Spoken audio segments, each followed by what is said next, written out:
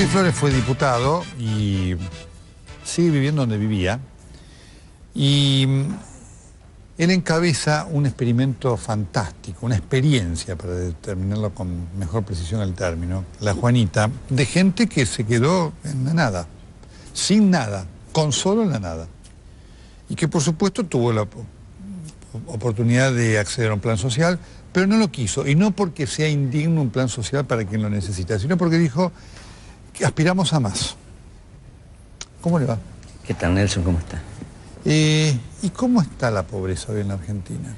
Bueno, yo creo que hay como una desesperanza. Hubo muchas expectativas que en esta oportunidad se saliera de la situación que estábamos en el 2001, para tomar un parámetro que siempre se toma, y hubo como una esperanza en que esto podía ser posible. Había oportunidades internacionales que decían que era posible. Y después del que se vayan todos, que fue en el 2001, la gente empezó a creer que un gobierno podía solucionar esto. Se recuperó bastante el trabajo, pero no alcanzó. Y creo que hoy uno de los temas más complicados es que se perdió esa esperanza y hay como una especie en la gente de traición a lo que ellos creían. Y no entiende bien todavía por qué. Porque han hecho todo lo posible para que esto. Claro. Han votado los que decían que tenían que votar, lo que iban a solucionar el problema. Se han bancado el ninguneo, que significa muchas veces decirle que lo que están viendo no es verdad. Yo me acuerdo cuando nosotros quedamos desocupados ya por los 90, lo que más impactaba en nosotros era que nos decían que no teníamos trabajo porque no lo buscábamos. Claro, porque no querían, porque eran unos vagos. Y te vas enloqueciendo, digamos, ¿no? Porque no sabes cuál es la realidad. Y eso pasa hoy. El país crece, estamos bien, vamos mejor. Sin embargo, uno se da cuenta, hubo algunas medidas que tomó el gobierno, como la asignación por hijo, importante. Claro, claro. Eso socializó bastante la cuestión de los ingresos. Sin embargo, fue como un seguro a la inflación, porque al no tener política para parar la inflación, hizo que eso se licuara rápidamente. Y hoy el mejor lugar donde uno quiere hacer política opositora son los supermercados. Ahí la realidad te pega.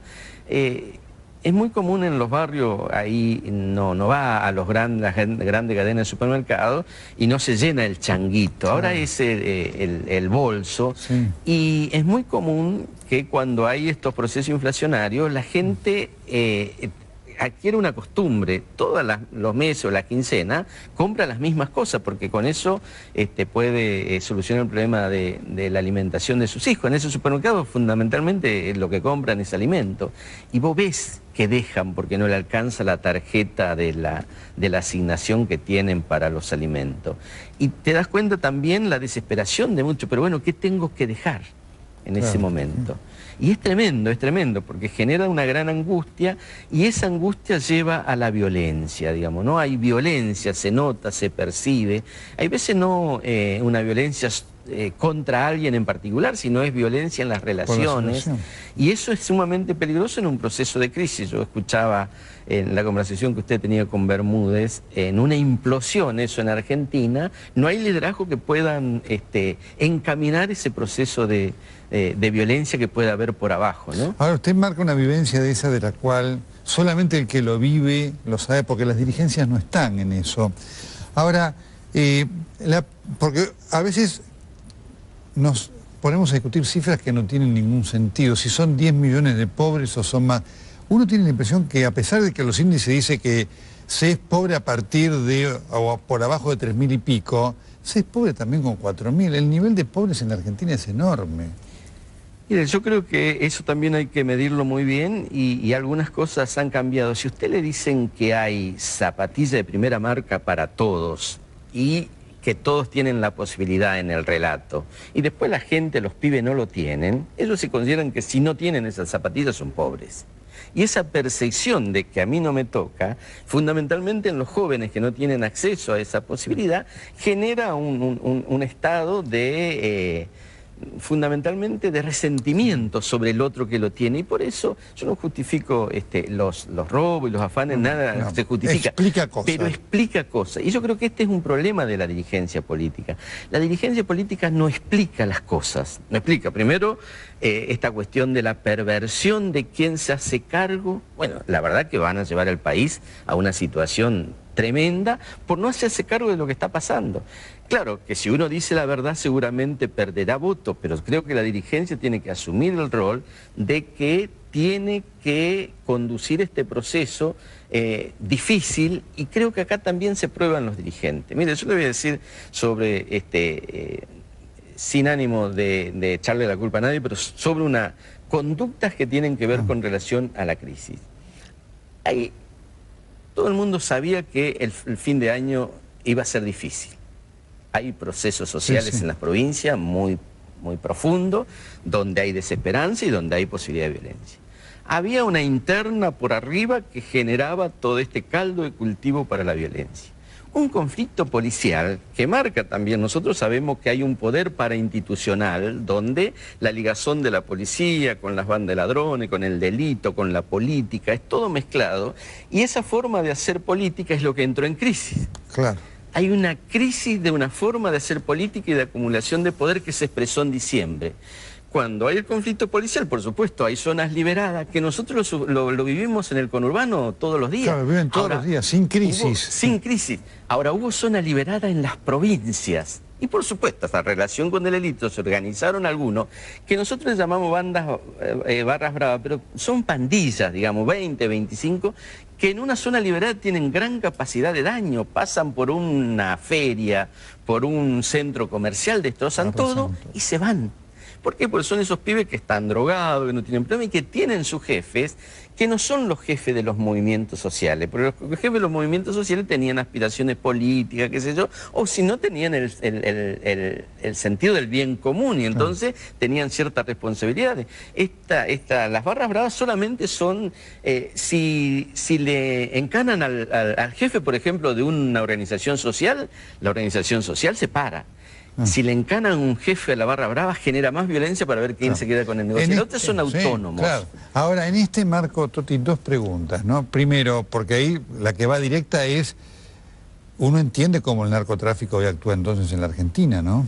Absolutamente. Yo creo que el gran elemento que distorsiona todos los análisis que hoy tiene con las herramientas anteriores de las categorías políticas que hacían los analistas es el narcotráfico. El narcotráfico ya está instalado. Y la relación del narcotráfico con la política son clarísimas, son claras. Hay dirigentes que se saben, que actúan. Yo hablaba con el padre Rodrigo Sarazaga, que debe ser uno de los que más conocen desde adentro la cuestión del narcotráfico y la relación de la marginalidad en el conurbano, y él ya fue testigo de que en los colectivos que se lleva la gente a los actos ya no se reparte el choripán y el vino. Ahora se reparte la merca, se reparte el raviol. Él lo decía en conferencias públicas, digo, no estoy diciendo nada nuevo. Y eso hay una relación entre el delito, la construcción de poder, y eso me parece que es lo que está. Y acá aparecen las crisis, a mí me parece que son gran oportunidades para también probarse como dirigente. Y en este caso algunos pasan la prueba y otros no. Claro. Los que están en el Poder Ejecutivo y no aparecieron en las crisis están cuestionados. Digo, eso ya son administradores, pero el administrador es bueno y hace la gestión cuando hay recursos. Sí, claro, cuando no hay recursos tienen que aparecer los líderes. Y fíjese en el caso concreto de la provincia de Buenos Aires y quien ganó las elecciones, que fue Massa. Ante el conflicto del policial y de los saqueos, él dice, son todos delincuentes los saqueadores. En el momento. Es lo peor que puede hacer un dirigente político, echar más leña al fuego, porque la situación social, la crisis que había policial, lo que tenía que hacer es llamar a la paz, llamar a la cordura, buscar la forma de ganar el consenso de la población para que eso no pase. La otra cuestión tiene que ver cómo actuamos en el caso del conflicto, del problema de la luz. Claro. Hoy la gente acá en Jujuy y San Juan había un piquete. Sí, sí, claro. Y yo tengo mucha experiencia en piquete, he estado en muchos y acompañado. El piquete uno sale a la calle y no sabe si va a volver. Está en la cabeza de cada uno, porque el grado de violencia y de enfrentamiento es tal, porque es la bronca descontrolada. Bueno, ¿cómo actúa ahí uno? Y yo creo que lo mejor que tiene que hacer es tratar de aparecer con propuestas concretas. Yo en esto reivindico la actitud que ha tenido Lilita Carrió en llevar propuestas concretas, llamar a la dirigencia, inclusive amenazarlo con hacerle juicio por abandono de persona, y eso hizo que los ejecutivos tomaran en cuenta eso y estuvieran. Correcto. Y a mí me parece correcto. Yo tengo un gran respeto por María Eugenia Vidal y me pareció muy bien que esté, que dé la cara, como decía el hashtag. Correcto. Ahora, tiene que dar la cara también sus jefes, Sí, digo. por supuesto. Y esto me parece importante. Y el otro tema es el de Massa. Fíjese en el tema de los saqueos. Y después otro momento también, y esto es para analizarlo profundamente, a mí me parece que en las situaciones de crisis se tienen que analizar los dirigentes, no cercanos a las elecciones donde uno dice un discurso para ganar votos, sino en el momento de la crisis. Massa hace algunos días en un programa que de verdad no era muy importante desde el punto de vista político, en un juego, le dicen a quién elegiría entre Lilita Carrió y el perro Pluto. Y él dice, elijo a Pluto. Y bueno, nosotros que leemos un poco, yo leo mucho, precisamente Pluto es el dios de la Grecia antigua de la riqueza. Y también la plutocracia es el gobierno de los ricos, solamente para los ricos, y que tiene que dar cuenta a los ricos y a los que le financian las campañas. Mire si los financiadores de la campaña de un dirigente como Massa es el narcotráfico. Solamente le tiene que dar cuenta a ello y el ciudadano desaparece. La plutocracia es el peor de los gobiernos porque precisamente detrás de todo esto está quienes hacen dinero fácil. Y nosotros en Argentina ya hemos visto cómo hicieron dinero fácil, un sector que vino por el poder y quiere quedarse por el dinero fácil. Entonces me parece que nosotros tenemos que también analizar profundamente la cuestión de los dirigentes en estas crisis. Yo la verdad que viví el 2001, hubo una crisis económica. Claro. Cambió algunos paradigmas. ¿Se acuerda que decíamos Sí. la Argentina roban pero no se puede Sí. fundir? 2001 vimos que se fundía. Así es, sí. Ahora dicen para construir poder en Argentina y poder tener gobernabilidad hay que juntarse con los medios corruptos, qué sé yo, con los que tienen el poder. Yo creo que esta crisis puede cambiar también un paradigma y decir, por fin es el tiempo de los decentes. Ojalá. Toti Flores, alguien que a la pobreza no la describe ni la vive desde el balcón, sino que la conoce. Muchas gracias. Muchas gracias a usted.